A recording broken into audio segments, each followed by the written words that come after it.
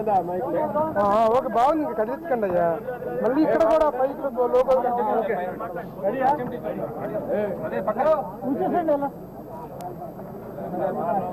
రామానాయుడు నాకు ఎంతో ఆప్తమిత్రుడు. మా మైత్రి అనుబంధం 45 సంవత్సరాలు. ఎప్పుడూ కూడా ఒక గొప్ప ఆయన ఇంత గొప్పవాడు కావడానికి 135 సినిమాలు నిర్మాతగా ఉండడానికి కారణం. కథ వినగానే డాక్టర్ పేషెంట్ని చూడగానే జబ్బు ఏమిటో చెప్పి మందు ఎలా చెప్తాడో అలా రామానాయుడు గారు కథ విన్న వెంటనే ఇది పనికొస్తా లేదా ఒకే రోజు 5-6 కథలు విని ఒక కథ ఓకే చేశారంటే ఆ కథ డెఫినెట్గా సక్సెస్.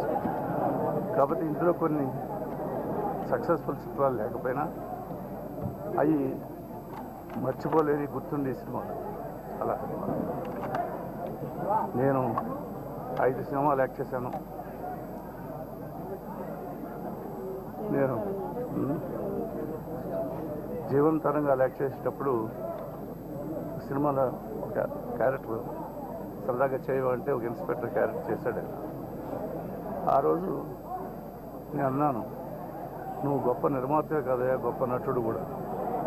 అది ఈరోజు 3-4 సంవత్సరాల క్రితం హోప్ అనే సినిమాలో యాక్ట్ చేసి మమ్మల్ని అందరినీ కూడా ఏమయ్యా మీరు ఆర్టిస్టులా, నేను కూడా ఆర్టిస్ట్ని చూడని ఛాలెంజ్ చేసినట్టుగా ఆ సినిమాలో నటించాడు.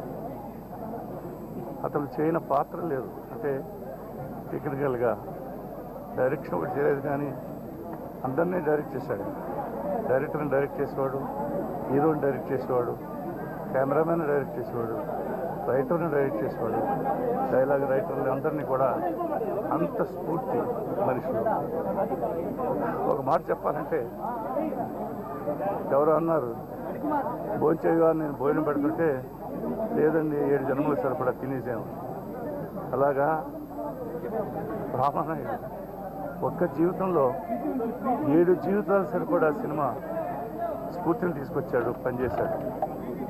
ఇప్పుడు భారత రత్నంలాగా కేఎల్ రత్నంలాగా ఒక అవార్డు పెట్టాలి, అది సినీ రత్న. అది ముందు రామానాయుడు గారికి ఇవ్వాలని నేను మిత్రుడిగా నేను మనస్ఫూర్తిగా కోరుకుంటున్నాను. ఇంకా అతను చనిపోయాడని అందరూ అంటారు, చనిపోలేదు. ఇప్పుడున్న ఆయన కొలీగ్స్ అందరి గుండెల్లోని బ్రతికే ఉంటాడు. ఈ సినిమా ఇండస్ట్రీ బ్రతుకున్నంతకాలం రామానాయుడు బ్రతికే ఉంటాడు. ఆయన ఆత్మకి శాంతి కలగాలి.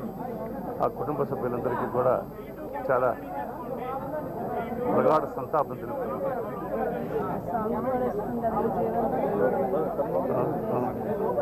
ఒక పాట అప్పుడు ఎంత డిస్కషన్ ఉంటుంటే ఆయనలో జీవనతరంగాల్లో ఒక పాట, అది నేను శ్మశానానికి మదర్ని తీసుకెళ్తాను, ఇది ఆత్రేయ గారు రాశారు. ఆ సాంగ్ని ఎవరో పెద్ద ఆయన అన్నారంట, శ్మశానంలోకి వెళ్తే సాంగ్ అంటే వద్దు తీసేయి రామానాయుడు. రాజా ఇలా అంటున్నారు చూడు ఇది అన్నాడు నాతో. ఎవరేమన్నా సరే గొప్ప హిట్ అవుతాయి ఆ సినిమాకి, సినిమా ఇండస్ట్రీకే, ఈ సినిమా ఇండస్ట్రీకే గుర్తు వచ్చి జ్ఞాపకం వచ్చే సాంగ్ అవుతుందని చెప్పి నేను చెప్పడం జరిగింది.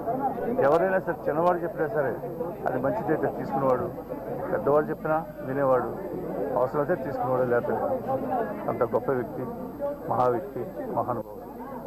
జీవన తరంగాలు ఈ జీవన తరంగాలు